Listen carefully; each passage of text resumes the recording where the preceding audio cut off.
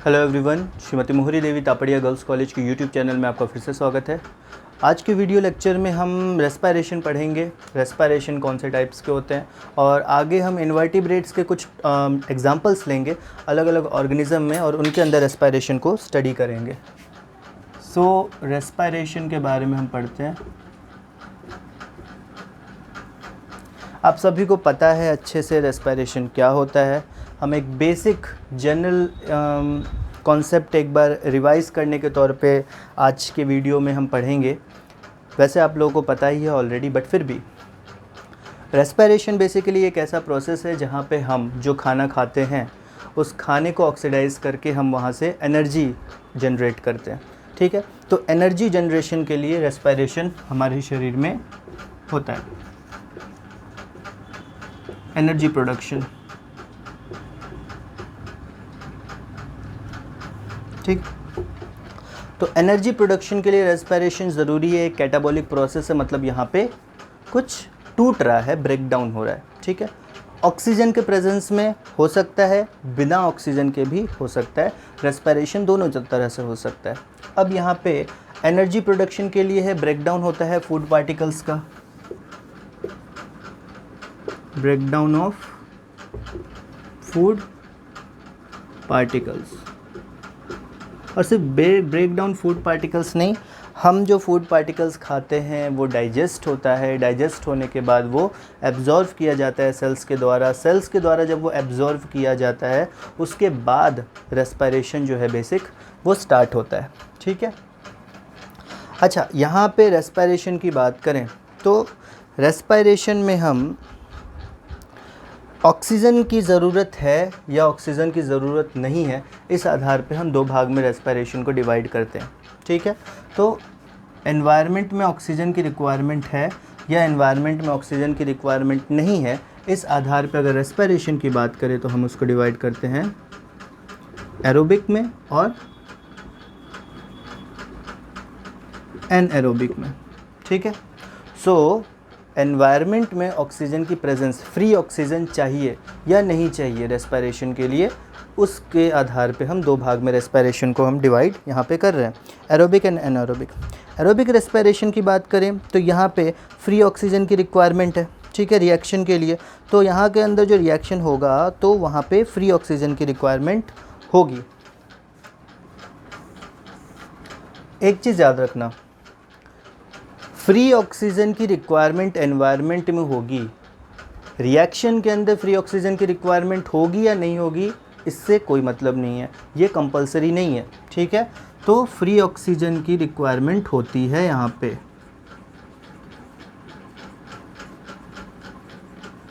और एनारोबिक की बात करें तो एनारोबिक इसका ठीक उल्टा होगा। यहाँ पे किसी भी प्रकार का ग्लूकोज मॉलिक्यूल को अगर तोड़ना है तो यहाँ पे किसी भी प्रकार का फ्री ऑक्सीजन नहीं चाहिए। एनारोबिक कंडीशन मतलब कि विदाउट ऑक्सीजन वाले कंडीशन में भी ग्लूकोज मॉलिक्यूल जो है उसका ब्रेक डाउन हो सकता है और उससे एनर्जी जो है वो जनरेट हो सकती है। ठीक है, तो ये हो गया एब्सेंस ऑफ ऑक्सीजन। ऑक्सीजन की एब्सेंस में जब यहाँ पे रेस्पिरेशन होता है वो एनारोबिक टाइप का रेस्पिरेशन होता है। ठीक है, एनारोबिक टाइप का रेस्पिरेशन आप नॉर्मली देखोगे पैरासिटिक वॉर्म्स जो होते हैं, जैसे कि फ्लूक्स जो हो गए लिवर फ्लूक्स हो गए, टीनिया सोलियम हो गया, एस्केरिस हो गया, इन सब में जो है एनारोबिक टाइप ऑफ रेस्पिरेशन आपको देखने को मिल जाएगा। ठीक है, एरोबिक टाइप ऑफ रेस्पिरेशन मिल गया, एनारोबिक टाइप ऑफ रेस्पिरेशन मिल गया। अब उसके आगे हम देखते हैं कि हैबिटेट के आधार पे भी रेस्पिरेशन अलग अलग टाइप के होते हैं। अगर एरोबिक की बात करें, ठीक है, एरोबिक की बात करें, ऑक्सीजन चाहिए तो ऑक्सीजन मिल कहाँ से सकता है, इस आधार पे भी दो टाइप के रेस्पिरेशन को हम यहाँ पे डिस्कस करेंगे। दो टाइप के रेस्पिरेशन होगा, पहला होगा आपका एक्वेटिक रेस्पिरेशन, दूसरा होगा एरियल रेस्पिरेशन। एक हम बात करते हैं एक्वेटिक रेस्पिरेशन की और एक बात करते हैं एरियल रेस्पिरेशन की।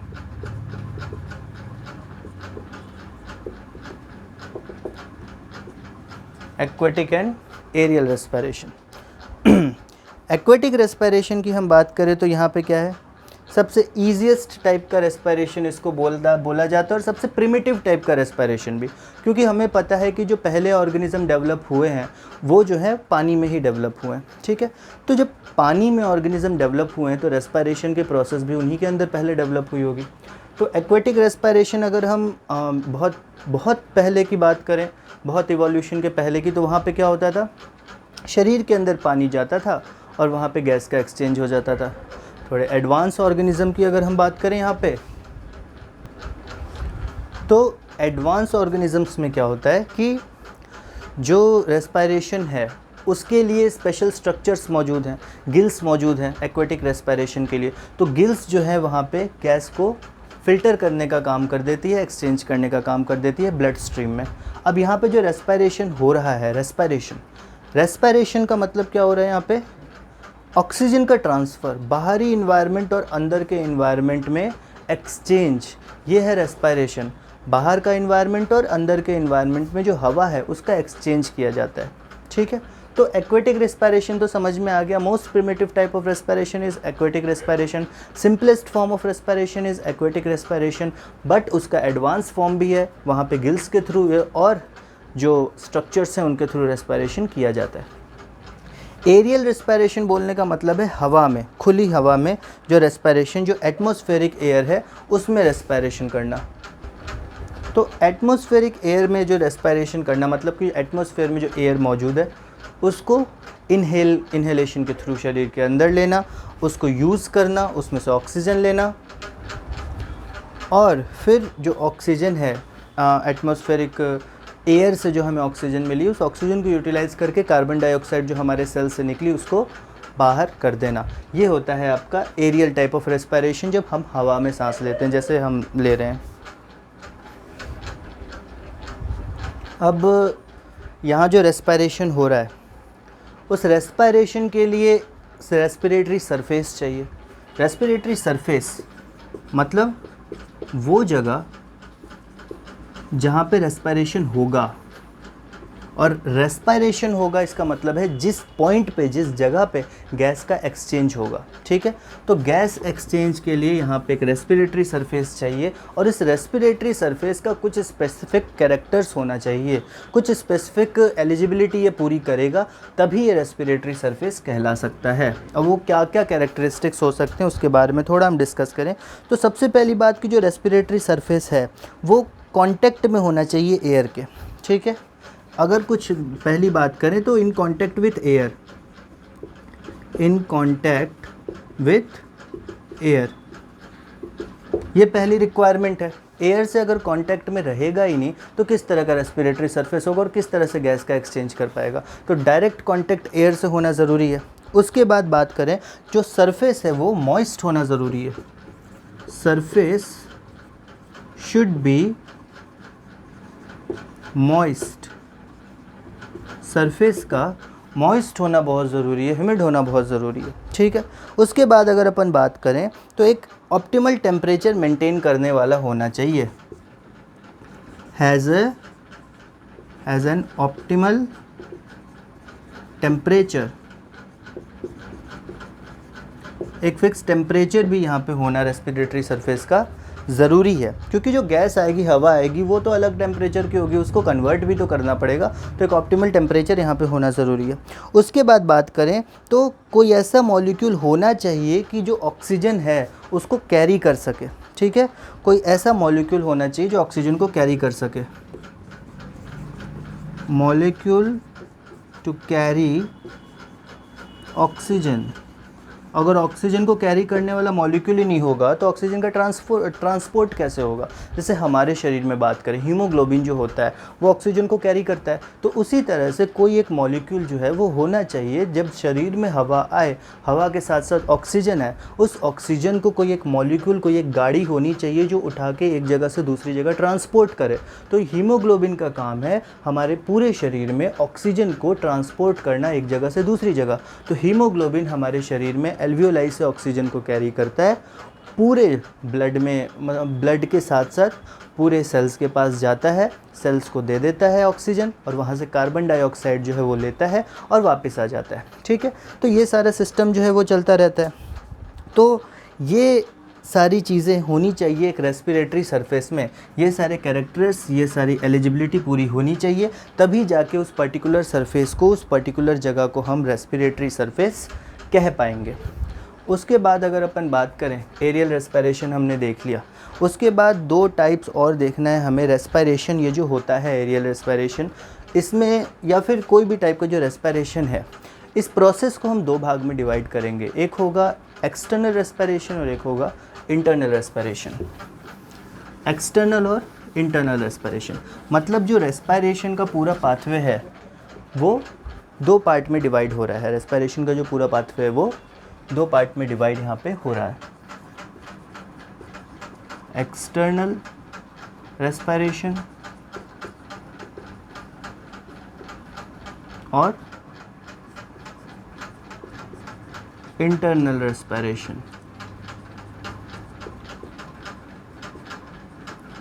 एक्सटर्नल रेस्पिरेशन और इंटरनल रेस्पिरेशन। ठीक है, एक्सटर्नल रेस्पिरेशन बोलने का क्या मतलब है? ऐसा तो नहीं है कि रेस्पिरेशन शरीर के बाहर होता है, नहीं। तो एक्सटर्नल रेस्पिरेशन बोलने का यहाँ पे मतलब है, एक्सटर्नल रेस्पिरेशन में हम इंक्लूड करते हैं फर्स्ट फेज़ ऑफ रेस्पिरेशन। और फर्स्ट फेज़ ऑफ रेस्पिरेशन होता है जब बाहरी इन्वायरमेंट में हम सांस ले रहे हैं और हमारे रेस्पिरेटरी सरफेस से गैस का एक्सचेंज हो रहा है। वो गैस जो है वो कैरियर के पास जा रहा है जो कि ऑक्सीजन को कैरी कर रहा है और वो ऑक्सीजन को लेके जा रहा है। तो इतनी चीज़ ह्यूमंस में बात करें तो एक्सटर्नल रेस्पिरेशन की जब हम बात करते हैं, दैट मीन्स कि एल्वियोलाई से ऑक्सीजन जो है वो ब्लड में गया और ट्रांसपोर्ट हो गया। ये है एक्सटर्नल रेस्पिरेशन। मतलब हमने सांस ली, हवा अंदर आई, जो एयर अंदर आई उसमें से ऑक्सीजन जो है वो हीमोग्लोबिन से जुड़ गया और फिर वो चला गया ब्लड के साथ टिश्यू के पास। तो सिर्फ ब्लड के साथ ट्रांसपोर्ट जो हो रहा है उसको हम बोल रहे हैं एक्सटर्नल रेस्पिरेशन। अब टिश्यू के पास जब गया, अब आता है सेकंड पार्ट। एक्सटर्नल रेस्पिरेशन समझ में आ गया कहाँ तक होगा? सांस लिया, सांस लेने के बाद गैस का एक्सचेंज हुआ, गैस का एक्सचेंज हुआ तो गैस का एक्सचेंज कैसे हुआ? हीमोग्लोबिन जो है वो उसके पास कार्बन डाइऑक्साइड होता है तो वो एल्वियोलाई को दे देता है, ऑक्सीजन को ले लेता है। ऑक्सीजन को जब ले लेता है फिर वो ब्लड में बह जाता है और ब्लड में जब बह जाता है तो वो साथ ही साथ ऑक्सीजन को भी ले जाता है हर टिश्यू के पास। तो टिश्यू के पास ले जाने तक का जो रेस्पिरेशन है वो एक्सटर्नल रेस्पिरेशन है। अब टिश्यू से जब गैस का एक्सचेंज होगा मतलब टिश्यू को ऑक्सीजन दिया जाएगा और टिश्यू ने जो मेटाबॉलिज्म कंप्लीट की है उससे जो कार्बन डाइऑक्साइड जनरेट हुई है वो कार्बन डाइऑक्साइड ले ली जाएगी। तो ये जो एक्सचेंज है, ये जो ट्रांसपोर्टेशन है, ये होता है इंटरनल रेस्पिरेशन। ठीक है, तो यहाँ पे एक्सटर्नल इन्वायरमेंट से ब्लड स्ट्रीम के बीच में जब गैसियस एक्सचेंज होता है वो एक्सटर्नल रेस्पिरेशन होता है, और ब्लड स्ट्रीम से टिश्यूज़ के बीच में जब गैसियस एक्सचेंज होता है तो वो इंटरनल रेस्पिरेशन होता है। तो बेसिक जो स्ट्रक्चर है रेस्पिरेशन का वो यही है। अब हमें स्पेसिफिक थोड़ा रेस्पिरेशन पढ़ना है, डिफरेंट काइंड ऑफ रेस्पिरेशन पढ़ना है, अलग अलग ऑर्गेनिज्म में किस टाइप के रेस्पिरेशन पाए जाते हैं, इसके बारे में हम अगले वीडियो से डिस्कस करना स्टार्ट करेंगे। सो आज का वीडियो हम यहाँ ओवर करते हैं। रेस्पिरेशन का बेसिक इंट्रोडक्शन हमने आज के वीडियो में देख लिया। कौन कौन से टाइप के रेस्पिरेशन होते हैं, aquatic respiration, aerial respiration, aerobic respiration, anaerobic respiration, and I hope कि आपको ये सारी चीज़ें पहले से पता होंगी तो आपको समझने में भी ये मुश्किल नहीं होगा। सो आज का वीडियो हम यहाँ ओवर करते हैं। अगर ये वीडियो पसंद आया हो इसको लाइक कीजिए, शेयर कीजिए, हमारे चैनल को सब्सक्राइब कीजिए। मिलते हैं अगले वीडियो में नए टॉपिक के साथ। Thank you very much.